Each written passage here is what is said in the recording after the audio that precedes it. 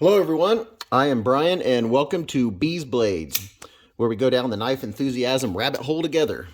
In this video we'll take a look at the QSP Hawk and see what's pretty cool and maybe not so cool about this knife. We'll do an upsy-closey for screenshots if you want to take them, and then we'll do some specs and I'll give you some opinions and experience with this knife from the sweet to the sour. Yeah, I said it. There may be a deal breaker in this mix today. So let's go ahead and give you a second to check it out. There's that side. Here's the top section. And here is this side.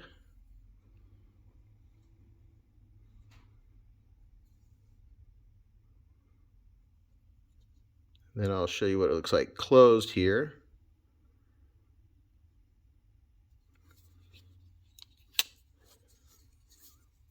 Here's this side. Like I said in my my other video, my unboxing, I really like that it's not all perfect. I got a little spot there. All right, so the overall length is 7.35 inches.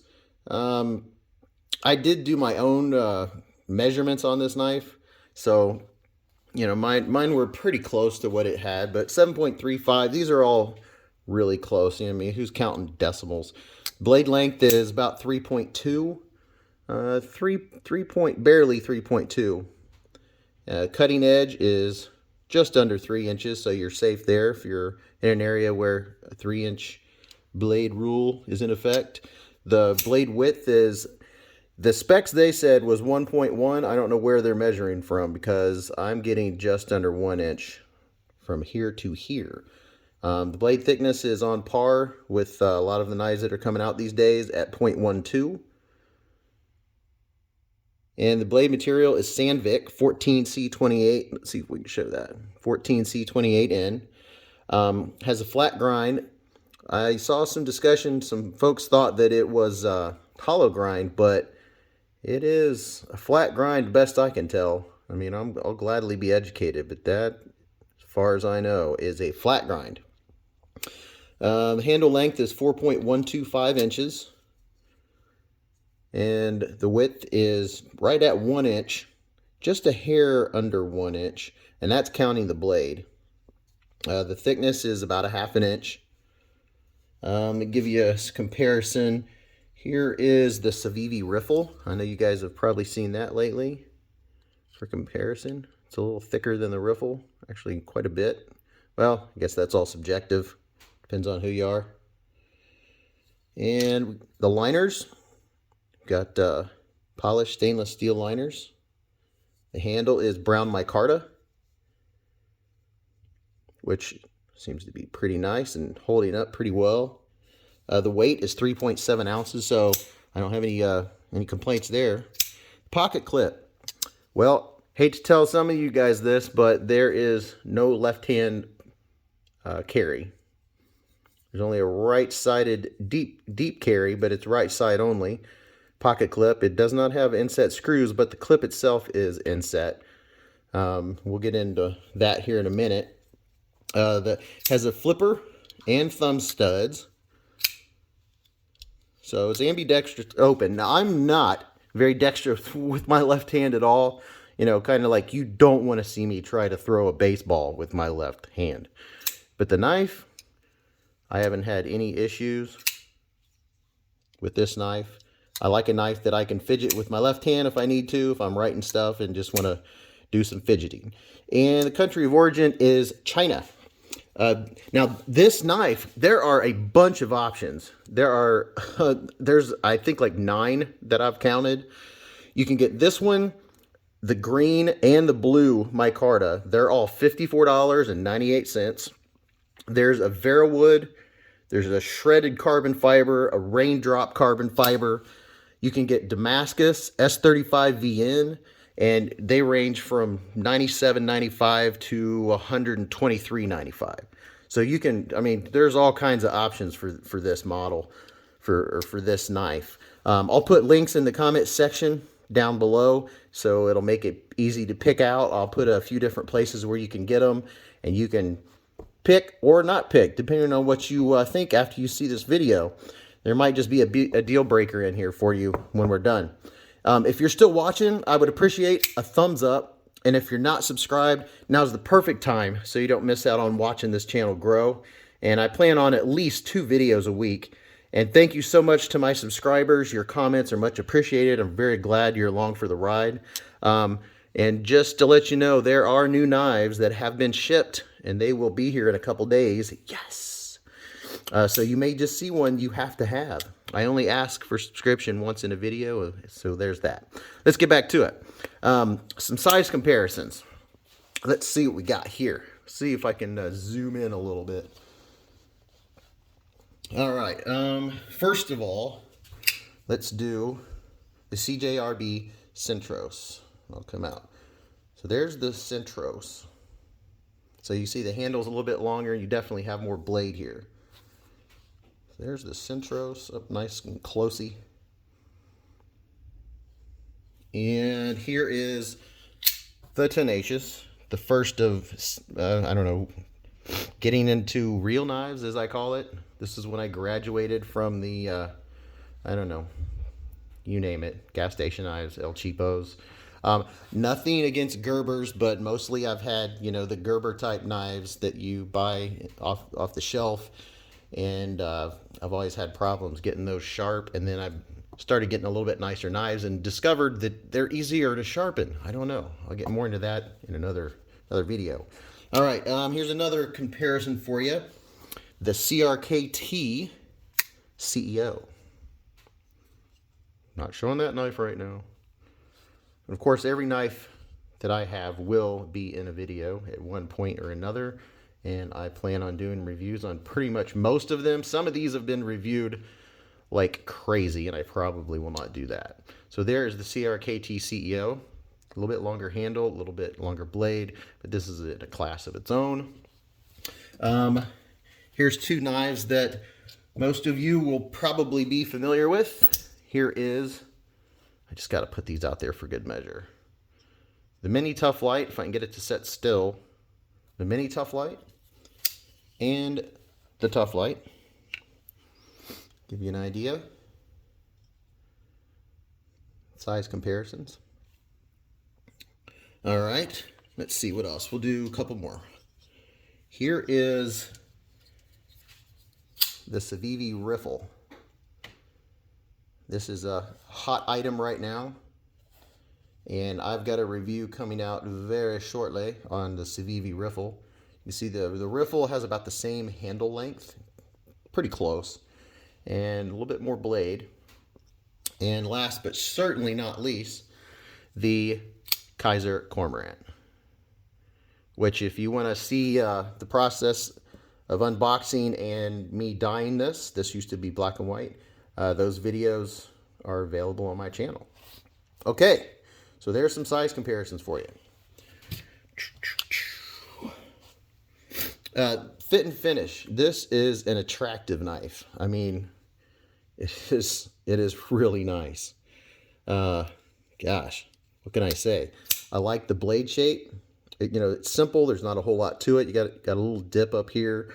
I gotta say, you know, this is my second QSP knife, and it is smooth. There's not sharp edges. I like it when the inside of the liners aren't sharp and there's not sharp edges everywhere. And we'll get into some cons here in a minute on the finish and the fit and all that good stuff. You can see they're polished liners. Speaking of liners, they are, let's see, they are not milled out, and they don't need to be because it's not a heavy knife as it is. So we're good there. The blade is, I mean, straight from the factory, this blade was super sharp. I mean, I get a lot of knives and they're like, oh yeah, okay, it's sharp. This, oh man, this one, I mean, it gets a hold of your fingerprint, and just the second your finger hits it, it grabs your fingerprint and just wants to go ahead and do a skin graft. I mean, wow, it is sharp. It is super sharp and slicey. Let me get a piece of leather, because I have all kinds of this stuff. This is that hard stuff. I mean, it's just like nothing. This is how I can tell how slicey a knife is, when I get this hard leather and I can just melt through it. Just look at that. Just like nothing. I'm not putting a lot of pressure behind this knife either. It's just right through it. So this, for not being not having a deep blade, is super slicey. Yeah, leather, I don't know. Go get you some thick leather like this and cut it with a razor blade, and then cut it with a super slicey knife like this. You'll use this hands down every time. The linen micarta on this knife, it feels really nice. It gives like the perfect amount of traction. The polished liners, I said I like those. And something else I like about them, this is, of course, is subjective. I like that they stick out just above the scales.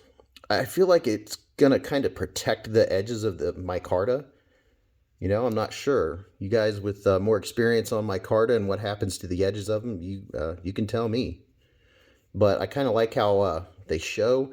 I like a blacked out car with chrome. It's like a chromed out knife. I really like the looks of it. I don't know. I'm curious what you guys think about it. The jimping on this knife is smooth. It has jimping up here for your thumb. The handle, no hot spots at all. It fits my hand. It cuts well. You do have a sharpening choil here, what I consider to be not much of one, but you can choke up no problem on this knife if you want to. So, I mean, there's plenty of room for your hand. I guess one concern is, after sharpening this knife for a while, if I can get the light out of the way, once your blade starts moving up, you're going to get to the point where you put a finger in here, you're going to be touching the edge, and there's no more place to choke up. I don't know. Something else that, if you've got comments on that, I'm curious what you have to say about that. Man, I'm telling you what, this is definitely a fidget knife. There are several ways to deploy it, so let's go over some. Oh, this does not require any wrist. It's just light switch. There you go. There's one. You can do the reverse flick with your middle finger. No problem. You can do the reverse flick with your index finger. No problem. Now, something I like to do when I'm doing fine cuts is I like when I can get a hold of the blade and do this and choke up on it. And I'll hold it like this. And, if I'm opening a package and you don't want to possibly cut what's inside the package, you can have just this much of the blade past your finger, so you can cut just the tape and not worry about cutting something inside the package. So that's something else I enjoy also. Let's see. I guess you can do the upside down if you're wanting to do some of that business, wanting to do some of that cutting. I mean, you're not going to have any problem deploying it. And, left-handed, and I am not dexterous, no problem. Left-handed is surprising. Now, some sour notes. First would be, I don't know, QSP. I hope that they change this, because that's just one of the things I mentioned in another video. If they would just do something more of the lines, see here how the edge of the cormorant, it comes up, but then it starts to go back in line. There's no sharp edge here. And the same way with, say, the Centros, especially the Centros. See how it stays in line and it's not heading up to the sky to grab whatever. This definitely, if your arm or your hand goes across it when it's in your pocket, you can definitely feel this sharp edge right here. So, maybe that's a nitpicky thing. And then something else that might be an issue for you also is the detent. It doesn't have a very strong detent. It makes it for easy deployment and multiple deployment options, but I'm kind of on the fence about detents and whether I like them stronger or not. I'm curious, what you guys think or what opinions you have on that. You know, when you have a detent that can do that. Now, of course, if you have the knife and you know what you're carrying, of course, you're just going to make sure you don't fail because it has, in my opinion, a weaker detent. Here's your detent. That's about all there is to it. So I'm curious what you think. Now, for the biggie, and this could be a deal breaker for you. I'm curious. I definitely want to know what you guys think about this. And I'm talking about the thumb studs. If you look at these thumb studs, the way they are shaped, let's see if I can do it like this. Maybe this will help. The way they are shaped, they are indented. Right inside there, they are indented. And I'll show you what it looks like in a pocket, and I'll show you the issue. So here's some jeans. This is a right pocket. And here's an example. First, I'll show you actually what it looks like in your pocket. And, you know, it's definitely a nice deep carry. The knife disappears. So it looks good in your pocket. Here is the issue. And I found out the hard way. I was sitting at work and went to get my knife out to cut something. And I just put my hand in my pocket and I pulled. And what happened was it grabbed. The thumb stud grabbed, and I didn't know this. This all happened in a second. It grabbed, and I pushed back in. If something grabs your hand, you push to pull it back out. Well, what happened, you guys know where I'm going with this. It did that. It half deployed. And because it doesn't have a strong detent, it's not where, you know, you can get the Spydercos and put the zip tie on it to make it a quick deploy. This is not something that happened once or twice. It's happened many times. So now that I know it does it, I have to make sure I push the end of the knife towards my leg so the pocket clip doesn't grab the corner of my pocket. And I'll show you again. It's down in the corner of my pocket. You go to pull it out, it grabs. It didn't that time. I'll show you though. This is not something that just happened once or twice. It's happened several times. And when it happens and I'm pulling the knife out, try to make it at the right angle, it'll grab, and what happens is the knife gets caught. And then by that point, your fingers are inside here, and that's exactly how I got a nice cut on the top of my finger. And it was a good one too, because this knife is razor sharp. So my only thought is, should I or can I replace these thumb studs? I do not want them anymore, for the very fact that it has grabbed my pocket many, many times. And I carry a lot of different knives. If this was your only knife and you're aware every single time you take it out of your pocket that those could grab, see, in between there, you've got that space right inside there that grabs the corner of your pocket. Now, if you're aware of it every single time you pull this out, and you know that it's going to do that, that's an issue. That might be a deal breaker. I don't know. You guys, I want to know. I want some comments. I want to know what you guys think about that, because I love this knife, but I can't have it do that anymore. I mean, I was dripping blood everywhere. You know, that's how I got that one. So that's my biggie on this one. So let me know what you think. Thanks for watching. I hope this helped. I hope it was informative. I hadn't heard anybody else bring that up. So, you know, did I get the only QSP Hawk that does this? I'm not really sure. And, you know, guys, remember, don't cut yourself.